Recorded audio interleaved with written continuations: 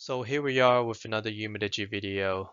So today we're going to go over the Umidigi A9 Pro. So this is a predecessor of the A7 series that they have. So this phone packs with a better camera with the Sony 48 megapixel quad camera with a faster processor, Helio P60.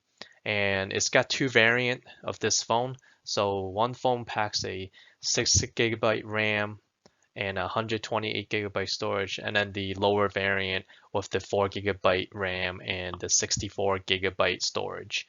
And this phone also, advertised as it's got the infrared thermometer, which can help measure the temperature of, your friends, relatives, and family, with just a phone, next to you. So this phone comes with two colors, Onyx Black and Forest Green. So you don't really get much of the color option to choose from, which is nice in a way, but it's very limited to only, black and green. So this Umidigi A9 Pro is on their lower tier um, spectrum on their Umidigi lineup.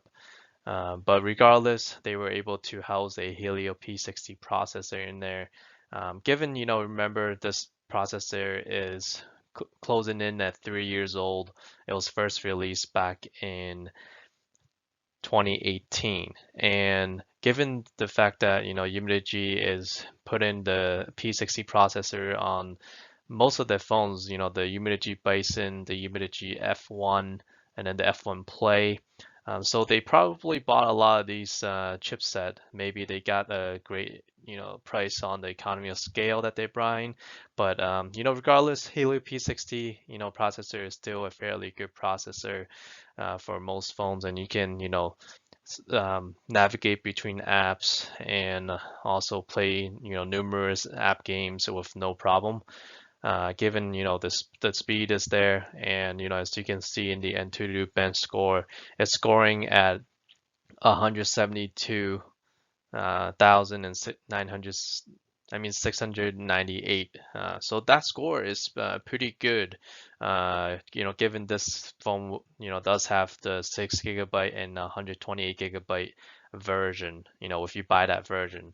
But that score, that Antutu bench score would probably be lower if you buy the 4 gigabyte RAM and the 64 gigabyte storage variant. So, I'm pretty sure that this 172,698 score is based off the 6 gigabyte RAM version. As I mentioned earlier, this phone has two variant. It's got the 4 gigabyte and 6 gigabyte version.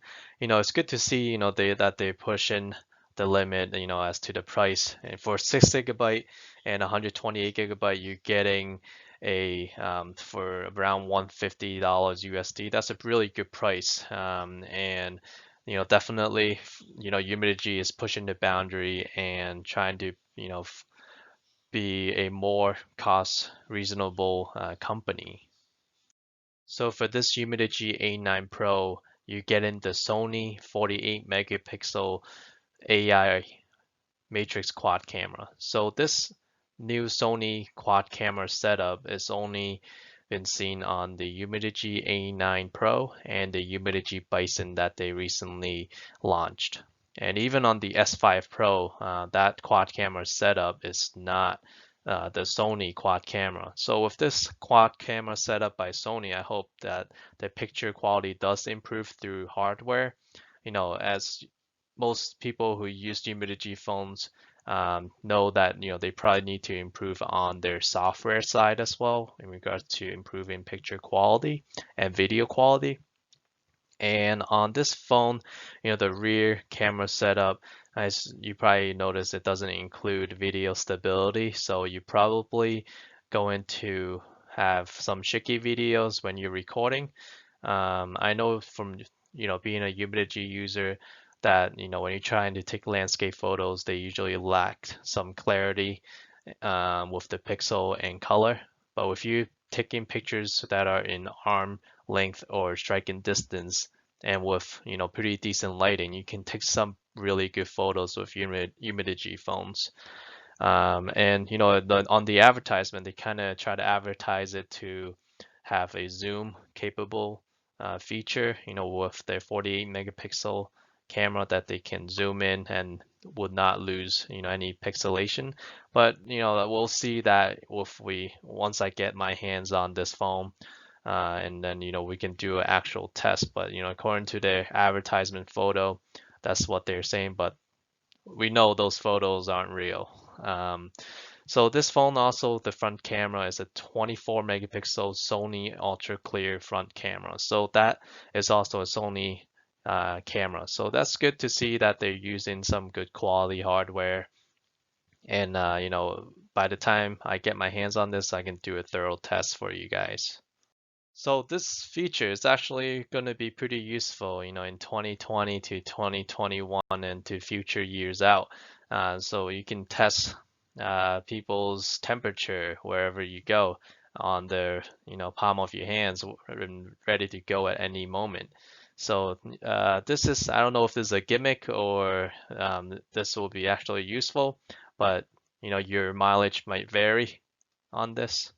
So this phone has the 6.3-inch Full HD Plus display with the teardrop display. So this is a little different display than what you see on the Umidigi Power and the F2.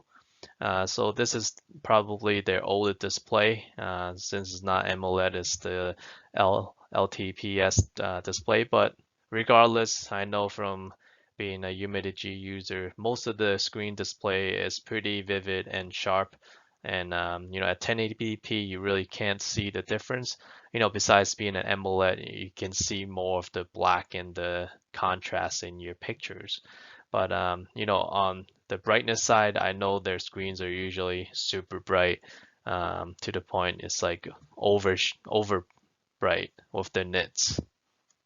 So this phone is probably one of the prettiest phone that you'll see, since they're using the 2D glass, on both sides and then with a metal frame. Usually you only see this in premium phones, but they're putting on glass on this phone and making it all pretty.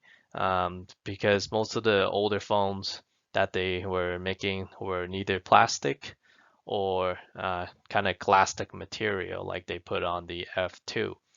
Besides the S5 Pro that they have, that's also using the 25D glass. I wouldn't say, this is a good thing or bad, because glass does weigh more, but and at the same time, they actually don't have NFC on this phone, so which we'll go over later on, because with the glass back, you expect to have NFC, but they don't have the NFC on this phone. And this phone obviously uses the Type-C port, which is probably pretty common nowadays because you rarely see Type B ports unless you get a chip super rip-off phone. So this Umidigi A9 Pro houses a 4150 milliamp battery. So they claim that to be a 2-day battery life. From personal use on a phone that's around 4000 milliamp, I would say that's probably gonna be like one day or 75% of a day battery, in my opinion, from personal usage. But compared to the lineup of their phones, this is probably the lowest battery that they offer. Maybe that's probably where the price tag comes in because this phone is priced a little bit lower, but with decent spec with the Helio P60, 6 GB RAM, 128 GB storage. So that's probably where they cut down on the cost a little bit to bring down the cost. But this phone is, the lowest of the battery. If you're looking here, the Umidigi Power 6000 plus, Umidigi F2 5000 plus, Bison 5000, the S5 Pro a little bit less than 5000 with 4680 milliamp battery. So earlier we were talking about the different battery sizes in the Umidigi phone lineup. So here we are talking about the weight of the Umidigi phone lineup. So it's kind of interesting to see how the battery impacts the weight and with the material that they chose on the phone. So starting, from the bottom with the Umidigi A9 Pro, it comes in at 2005 gram with a, 2.5D glass material and a metal frame and the smallest battery fall. So two 205 grams is not bad, for a phone weight. When you're looking at the Umidigi Power 3 with 228 grams, and that's a pretty heavy phone, even though they try to use plastic material with the matte black, but the battery size is what's driving the most weight. But if you look at the Umidigi Bison, 250 grams, mostly due to the reason they use a full armor protection with shock protection material. So that's probably a lot of rubber and weight. And their battery size is, 5,000 milliamp. That's almost like a battery pack as well. Looking at, the Umidigi F2, 2015 grams. They didn't use glass material. They used a glasstic type of material, and then the battery size is also pretty big with 5,150 milliamp battery. So that's almost like a battery pack size too. And back to the top, Umidigi S5 Pro, 202 grams with a 2D 5 glass material similar to the Umidigi A9 Pro. So this phone, is their top tier phone. And it's interesting to see where all these weight category comes into. But once I feel it on the hands, once I get my hands on the Umidigi A9 Pro, I'll know how it feels and whether it'll feel good on the hand or not. Because I remember when I was using the Umidigi F2, the foam felt really heavy for some reason, and the way they made the back of the phone felt very edgy, so it was very boxy and uncomfortable to hold. But regardless, it was a good phone, and I had a great experience with it.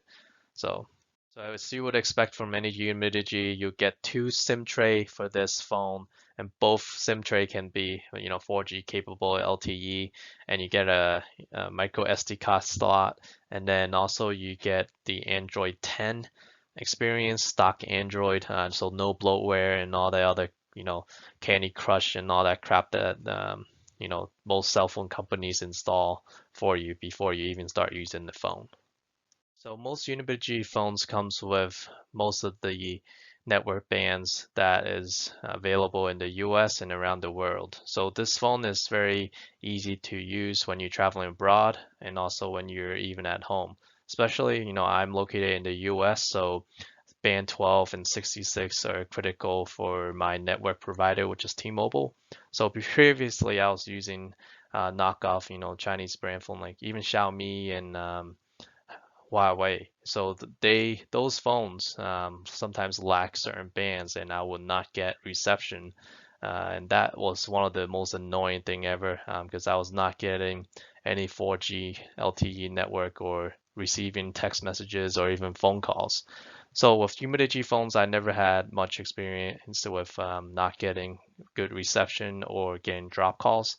So this is definitely, the reason why I keep turning back to Umidigi and trying out their phones and give them a try and it's definitely you won't be disappointed. So here are some keynotes that I want to point out on this Umidigi A9 Pro. I might have mentioned some of these earlier, but I think these are some of the main takeaways. So there are no NFC for this phone. So if you're looking for a phone with NFC, this is probably a no-go for you. So this phone has 10-watt charging. It's not an 18-watt fast charging, so you might experience a slower charging when you're trying to, charge this device on the go. This phone does come with a audio jack and Type-C USB, which is good to see, and it comes with dual SIM and expandable storage. If you guys like this video, please thumbs up and subscribe to my channel. And if you think that there are other things I should be aware of about this phone, please feel free to comment below. I would, gladly hear your opinions and comments. And thank you for watching, guys and girl.